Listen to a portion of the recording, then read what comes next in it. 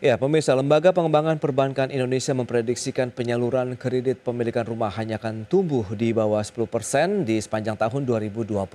Pelemahan daya beli masyarakat menjadi salah satu faktor yang sangat berpengaruh terhadap penyaluran kredit properti di tahun ini.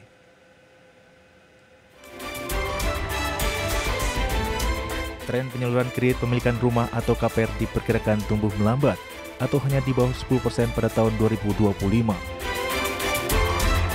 Hal ini antara lain dipicu oleh kondisi perekonomian yang melemah serta belum pulihnya daya beli masyarakat. Kepala Riset Lembaga Pengembangan Perbankan Indonesia Trisokah Siahaan seperti dikutip media memperkirakan, tren tersebut akan bertahan hingga 6 bulan ke depan apabila kondisi perekonomian dan daya beli masyarakat tidak kunjung pulih. Di sisi lain, perbankan juga masih perlu menjaga likuiditas. LPPI menilai penurunan suku bunga acuan sebesar 25 basis poin menjadi 5,5% saat ini diprediksi akan mendorong penyaluran kredit ke depan. Namun hal terpenting yang perlu dilakukan adalah meningkatkan daya beli atau ekonomi masyarakat, seperti pembukaan lapangan kerja baru dan insentif yang meringankan beban masyarakat. Di sisi lain, Otoritas Jasa Keuangan mencatat porsi kredit pemilikan rumah terhadap total kredit cukup stabil pada kisaran 10% selama 4 tahun terakhir. OJK berharap sektor properti dapat terus tumbuh dengan memperhatikan kebutuhan masyarakat umum, sehingga lebih banyak masyarakat yang mempunyai akses terhadap pemilikan rumah yang sesuai dengan kebutuhan. Berbagai sumber IDXN. Ya, pemirsa, untuk membahas tema kita kali ini, menjaga target pertumbuhan KPR di tahun 2025, kita sudah tersambung melalui Zoom bersama dengan Bapak Joko Suranto. Beliau adalah Ketua Umum DPP Real Estate Indonesia. Halo Pak Joko, apa kabar? Kabar baik, Alhamdulillah. Mas Terima Harif, baik kasih juga ada banyak. ya. Terima kasih atas waktu yang disempatkan. Kemudian juga ada Bapak Muhammad Amin Nurdin, praktisi perbankan. Halo Pak Amin, apa kabar? Sehat, Alhamdulillah Mas Tio, makasih. Baik, terima kasih juga atas waktu yang disempatkan Pak Amin. Dan sebelum membahas lebih jauh, kita akan review terlebih dahulu bagaimana dengan kinerja industri properti lah begitu saat ini seperti apa nih Pak Joko, mungkin bisa dijelaskan bagaimana realisasinya hingga ya kita sudah memasuki semester 2 tahun 2025. Silakan Pak. Makasih. Yang pertama, memang kita harus menggunakan data Ya. bahwa realisasi untuk FLPP RSA ini di posisi akhir Mei sudah 98.000. Oke. Ini adalah posisi tertinggi sejak tahun 2022. 2022, 2023, 2024. Nah, 2025 ini paling tinggi. Kenapa? Yang pertama karena memang sudah bisa merealisasikan itu sejak Januari. Yang biasanya karena administrasi dan sebagainya dari Kementerian Keuangan itu baru bisa merealisasikan sekitar Februari bahkan bisa Maret.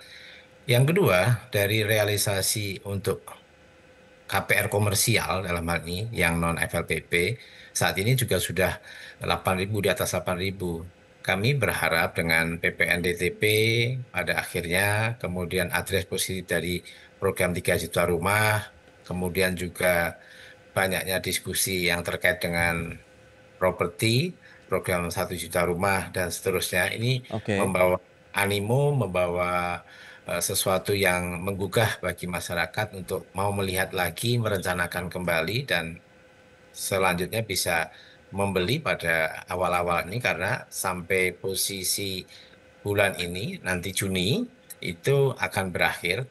Tapi kami berharap PPNDTP yang akan berakhir di Juni yang 100% ini bisa diperpanjang lagi. Kami sudah berkirim surat kepada Kementerian Keuangan. Kami juga sudah meminta dari Pak Menteri ARA, Kementerian PKP untuk menindaklanjuti sehingga apa yang kita harapkan pertumbuhan 8% itu bisa kita berikan dari sektor properti. Kita Oke. tahu bahwa sektor properti ini adalah sektor yang merupakan hilir dari perjalanan 108 industri manufaktur. Address positif dari 3 juta itu, maka yang akan bergerak dahulu kan manufaktur yang ada kaitannya dengan properti. Rumah adalah merupakan hilirnya. Jadi kami meyakini di tahun 2025 Ya. di semester 2 akan ada perbaikan, ada pertumbuhan dan kami masih meyakini bisa tumbuh di 2 digit. Oke, masih ada potensi untuk tumbuh double digit begitu ya di tahun 2025. Bagaimana dengan tantangan pelemahan daya beli masyarakat yang ya cukup hangat juga begitu kan menjadi perbincangan secara nasional begitu Pak Joko? Kami menyadari itu karena yang namanya perumahan ini kan market driven. Ya, Jadi kalau didorongnya adalah karena kebutuhan masyarakat oke. dan kalau kita lihat maka beberapa tren yang belakangan ini untuk menengah ke bawah ini pertumbuhannya masih terjaga karena kita tahu bahwa untuk pembelian rumah menengah ke bawah ini adalah rumah pertama begitu. Hmm, Kemudian kita juga melihat bahwa eh, investasi di sektor properti di kuartal 1 ini tumbuh 17% kalau kita mendasarkan dari BKPM.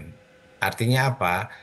Proyek-proyek ini sedang running, proyek-proyek ini sedang dikerjakan, proyek-proyek ini pada saatnya di semester 2 itu insya Allah sudah bisa bertumbuh untuk jualan.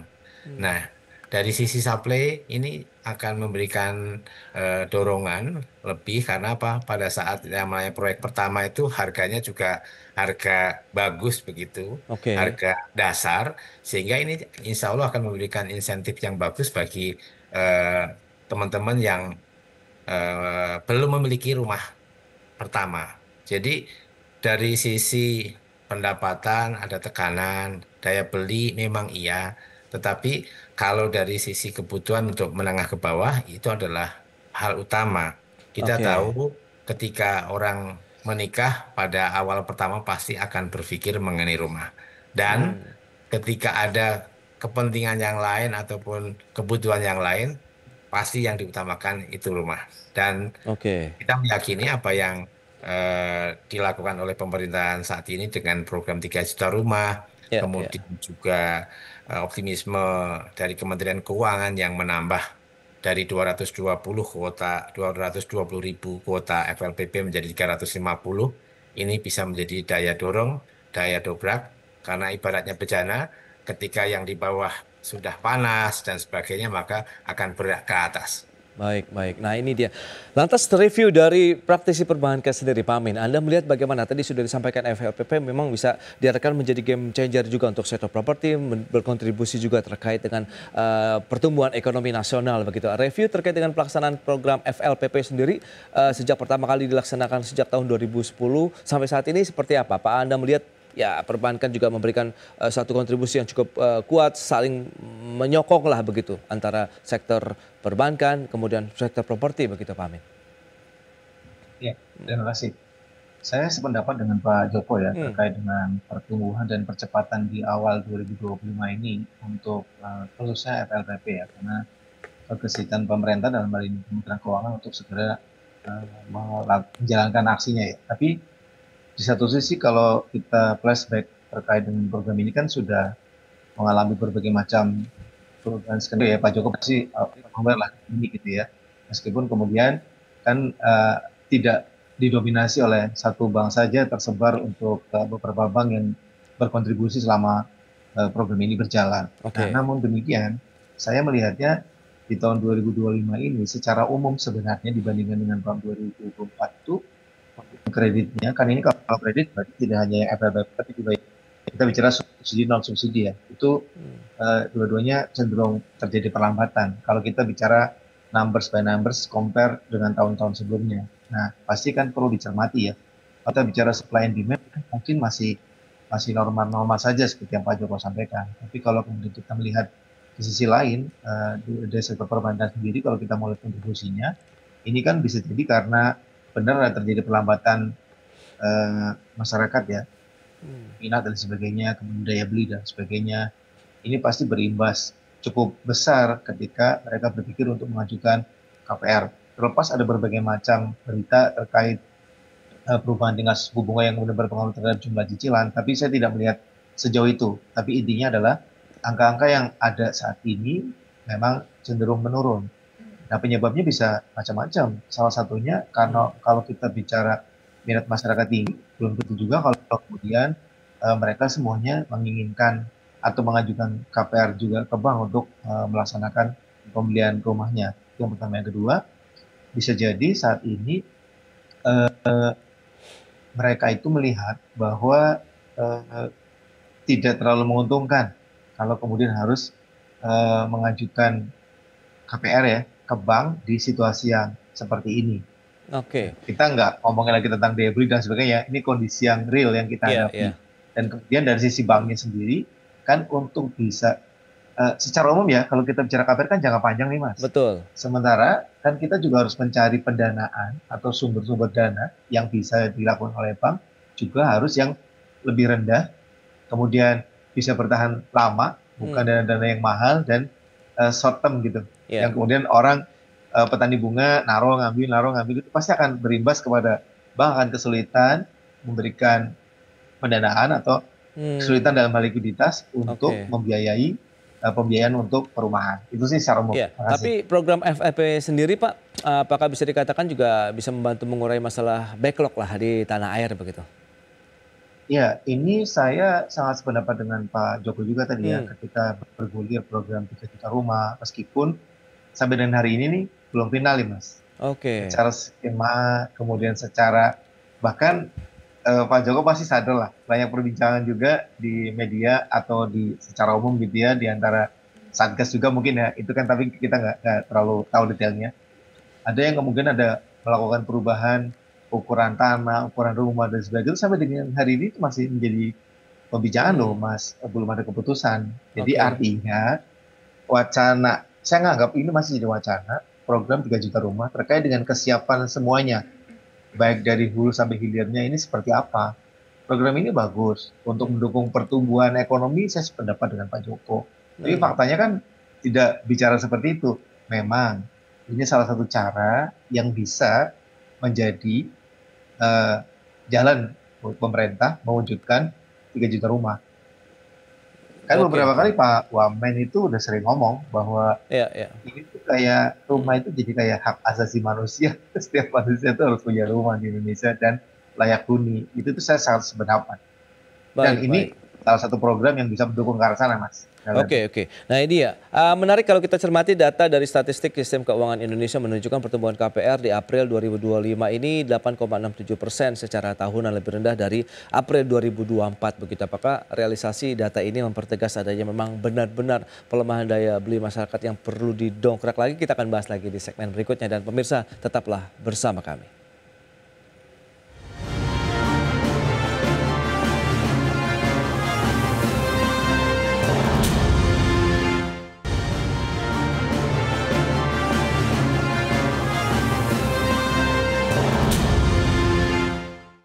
Ya, terima kasih Anda masih bergabung bersama kami, dan kita lanjutkan kembali perbincangan bersama dengan Bapak Joko Suranto dari DPP REI, kemudian juga ada Pak Amin Nurdin, praktisi perbankan. Nah, Pak Joko mungkin bisa menjelaskan begitu ya terkait dengan tadi, kalau kita bicara mengenai pelemahan daya beli masyarakat ini menjadi tantangan tersendiri, meskipun Anda katakan ini menjadi suatu kebutuhan yang ya benar-benar begitu ya, mutlak juga diperlukan oleh masyarakat begitu sebagai tempat tinggal. Nah, Anda melihat bagaimana dengan pertumbuhan KPR di April yang lebih rendah dibandingkan dengan 2024 lalu begitu? Apa yang bisa kita tangkap atau cermati dari data ini, Pak Joko?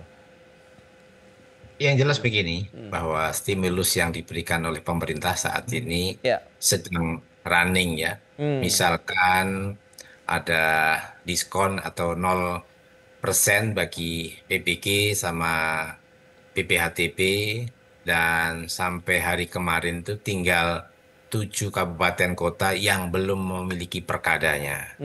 Oke.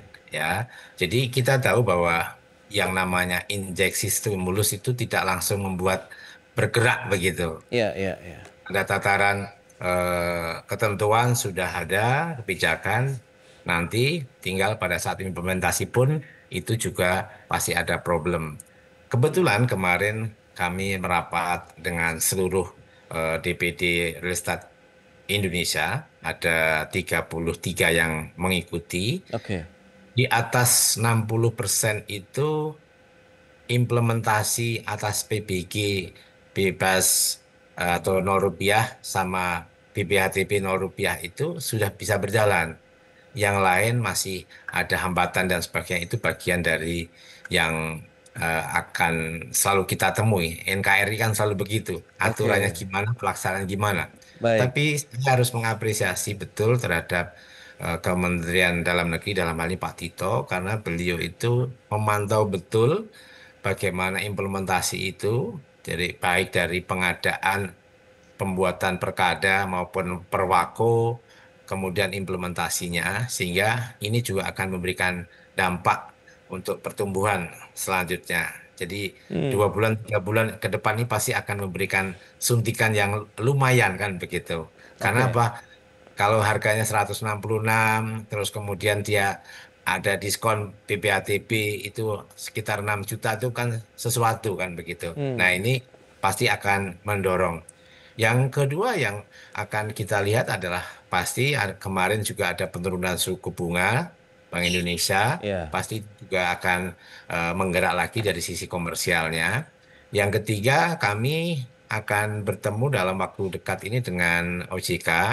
Kita tahu Slik, teman-teman yang membeli rumah ini saat ini tuh mendapatkan kondisi yang sangat-sangat rapuh lah, ya, fragile lah ya. Oke. Karena eh, antara pinjol, pay letter sama judol itu pairingnya sangat, mirroringnya tuh sangat Iya, iya. tinggi sebenarnya. Hmm, Nah, dampak dari adanya pay letter ataupun pinjaman online ini yang salah satunya karena begitu mudahnya, dan masyarakat kita kan juga belum melek atau belum sadar bahwa yang mudah yang itu nanti akan memberikan masalah, itu belum belum teredukasi dengan baik. iya, Kami iya. akan berbicara dengan OJK Hmm, bagaimana memberikan koridor untuk penyelesaian yang teman-teman ini, taruhlah ada NPL-nya. oke. NPL atas teman-teman ini juga bukan semata-mata karena bandel, karena karakter yang tidak baik, Hmm, iya, tetapi iya. karena juga mereka kesulitan mau melunasi, kantor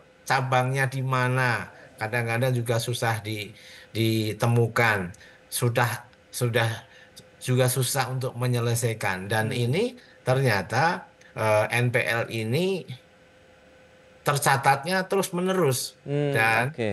OJK belum memberikan sebuah keputusan yang tegas, Iya, iya. meskipun kita sudah ada 2 kali 3 kali pertemuan sehingga Hmm, semuanya dikembalikan perbankan. Kalau permasalahan yang terkait dengan yang basic seperti iya, ini, iya. karena slik tidak bagus, itu pasti Hmm, akan di-reject, dan nantinya akan ada solusi exit strategik yang bagus, maka kita meyakini akan ada pertumbuhan yang signifikan di oke. awal semester 2. Kalau nggak di Ah, kuartal kedua, pasti juga akan baik. memberikan sesuatu Pak yang Joko, ini menarik kalau kita bicara mengenai NPL. Nah, dari perbankan sendiri, kalau Anda melihat Pak Amin, langkah apa yang perlu dilakukan? Mengingat kan sebenarnya pemerintah sudah melakukan juga sejumlah upaya begitu ya, bagaimana NPL ini bisa segera teratasi. Tapi Anda melihat apakah sudah cukup optimal atau bagaimana? Mengingat tadi masih ada beberapa tantangan tersendiri dari NPL sendiri, dari masyarakat begitu pada saat ingin mengajukan KPR. Ya, ini ada dua hal Hmm, jadinya ya. Kalau kita bicara yang existing, kita ya. bicara NPL, tadi juga Pak Joko sempat singgung koordinasi dengan OJK, Hmm, ya nggak ada solusi lain ya. Kalau kita mau ngomong relaksasi, agak berat. Kan kemudian OJK akhirnya mengatakan, ya udah diserahkan aja kepada banknya masing-masing. oke. Karena kalau di satu sisi itu susah Hmm, Mas. Artinya hmm, ya, eh, kalau saya pribadi berpendapat itu 50-50. Kenapa? Kadang-kadang ada juga si developer yang kemudian menawarkan pembiayaan secara internal mereka sendiri tanpa menggunakan Slick dan sebagainya. Itu jadi alternatif meskipun saya tahu ini nggak banyak, ya, quote and quote. Kedua, dari sisi perbankan sendiri kalau kita bicara NPL ini, kan itu model bagi kali aja. Kalau kita ngomong NPL sekarang lagi 4%, kemudian outstanding yang menunggak kali 8, itu kan berarti 8 dibagi 2 oke. sama dengan 4 gitu kan. Kita mau menurunkan NPL yang 4 itu kan kita tinggal Hmm, tambahin aja pembilangnya gitu ya. iya, iya. Jadi yang 2 itu dinaiki jadi 4. Jadi nambah 2 lagi outstanding total kreditnya sehingga otomatis nanti NPL-nya turun. Ini matematika gampang meskipun Oke. saya tahu ini tidak mudah. Karena kan yang 8 juga itu harus diturunkan. Harus ditagih lah intinya. Hmm, Nah, ini yang kemudian memberikan kesempatan kepada bank mau melakukan apa? Strategi yang mana? mau fokus yang di atas, Oke. artinya melakukan penagihan yang kencang di situasi yang sekarang apa memungkinkan, atau sebaliknya lebih berekspansi lagi sehingga angka 2-nya juga dinaikkan, sehingga otomatis NPL-nya turun. Ini yang kemudian dilematis banget buat perbankan ketika mau melakukan strategi yang mana. Karena kalau mau fokus ke yang di bawah atau meningkatkan outstanding kreditnya, maka harus benar-benar diyakini bahwa outstanding kredit adalah kredit-kredit yang berkualitas, sehingga tidak akan menimbulkan masalah di 7 bulan ke depan. Kira-kira begitu. Ya, Mas, untuk melihat SLIK sendiri tantangan bagaimana? dasar. SLIK di perbankan sendiri dari teman-teman mungkin masyarakat begitu yang ingin mengajukan KPR. Kondisinya masih sama ya, karena yang disampaikan Pak Joko itu sangat valid. Kadang masyarakat tuh nggak sadar, dia melakukan pinjol, slip through sedikit gitu ya, turun Oke. satu, masuk call satu itu udah kerekod, dan itu benar kata Pak Joko, susah untuk hapusnya. Oke. Itu Mas, Iya, iya, itu iya. jadi kendala memang. Baik lagi, berarti tantangan masih lebih kepada kita meningkatkan literasi perbankan, keuangan di masyarakat begitu ya, sehingga bagaimana pemanfaatan teknologi digital saat ini benar-benar mereka bisa paham bagaimana risikonya, potensi-potensi yang kemungkinan mereka hadapi pada saat ingin mengajukan misalnya pembelian rumah melalui skema KPR begitu ke depannya. Baik, sayang sekali waktu terbatas ini Pak Joko, Pak Amin, terima kasih banyak atas informasi, update, insight yang sudah diberikan kepada pemirsa pada hari ini. Selamat melanjutkan aktivitas Anda kembali. Sampai berjumpa kembali Pak Joko, Pak Amin. Terima kasih. Terima kasih. Terima kasih Mas Tio, Pak Joko, sampai ketemu. Amin. Baik pemirsa, 1 jam sudah saya menemani Anda dalam Market Review dan perbaharui terus informasi Anda hanya di IDX Channel, your trustworthy and comprehensive investment reference. Karena urusan masa depan harus terdepan. Aku investor saham. Ya, saya Prasetyo Wibowo beserta seluruh kerabat kerja yang bertugas pamit undur diri. Terima kasih. Sampai jumpa.